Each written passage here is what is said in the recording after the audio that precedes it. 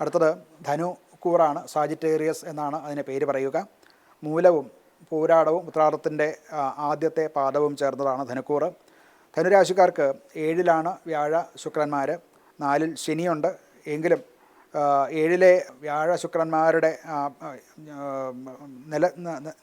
7ൽ നിലനിൽക്കുന്നു എന്നുള്ളത് കൊണ്ട് നമ്മളുടെ പ്രവർത്തനത്തിലുമൊക്കെ വളരെ മികവ് കാണും. പ്രത്യേകിച്ച് ഒന്നിച്ച് ചെയ്യേണ്ട,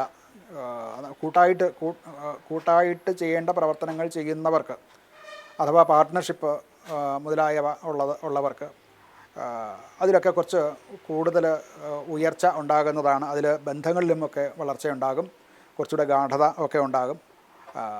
എന്നാൽ പല വിഘ്നങ്ങളും ഇവർക്കുണ്ടാകുന്നതാണ്. ശനി 4ലുണ്ട്. അതുകൊണ്ട് കണ്ടകശനിയുടെ ഇതായിട്ടുള്ള ചില ദോഷങ്ങളും ഇവർക്ക് ബാധിക്കുന്നതാണ്. എങ്കിലും വ്യാഴ ശുക്രന്മാർ 7ലുണ്ട് എന്നുള്ളത് കൊണ്ട് അത് പല പ്രവർത്തനങ്ങൾക്കും വളർച്ച ഉണ്ടാകും, പ്രത്യേകിച്ച് പാർട്ട്ണർഷിപ്പ് ബിസിനസ് ഒക്കെ ചെയ്യുന്നവർക്ക്. ജോലിയിലോ ഒക്കെ അല്ലെങ്കിൽ ബിസിനസ്സിലോ ഒക്കെ പുതിയ കരാറുകളൊക്കെ ഉണ്ടാവുക, പുതിയ ബിസിനസ് ഡീലുകളെ പറ്റി ആലോചിക്കുക. അതായത് നമുക്ക് ലാഭത്തെ ഉണ്ടാക്കുന്ന പുതിയ ഡീൽസ് വരാവുന്നതാണ്. പ്രത്യേകിച്ച് വിദേശ ബന്ധങ്ങൾ ഉണ്ടാകാനും സാധ്യതയുണ്ട്. മരുന്ന് അല്ലെന്നുണ്ടെങ്കിൽ ലിക്കർ, അതുപോലെ അങ്ങനെയുള്ള ആഡംബര വസ്തുക്കൾ മുതലായിട്ടുള്ള വസ്തുക്കളിൽ ജോലി ചെയ്യുന്നവർക്കും അനുകൂലമായിട്ടുള്ള കാലമാണ്. ധനപരമായിട്ടും ഒരു സ്ഥിരത ഉള്ള കാലമാണ്. പരസ്പര സഹകരണം കൊണ്ട് ഉണ്ടാകേണ്ട ലാഭങ്ങളൊക്കെ കിട്ടാനുള്ള സാധ്യത കാണുന്നുണ്ട്.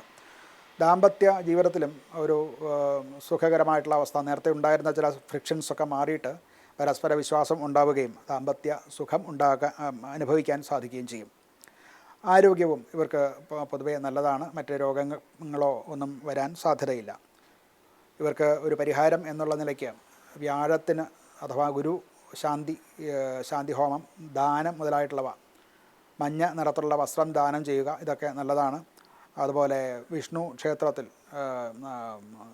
ദർശനം നടത്തുക, അവിടെ പ്രദക്ഷിണാദികൾ നടത്തി യഥാശക്തി വഴിപാടുകളും ഒക്കെ നടത്തുന്നതൊക്കെ വളരെ ഉത്തമമായിട്ടുള്ള ഫലത്തെ പ്രദാനം ചെയ്യാൻ നല്ലതാണ്.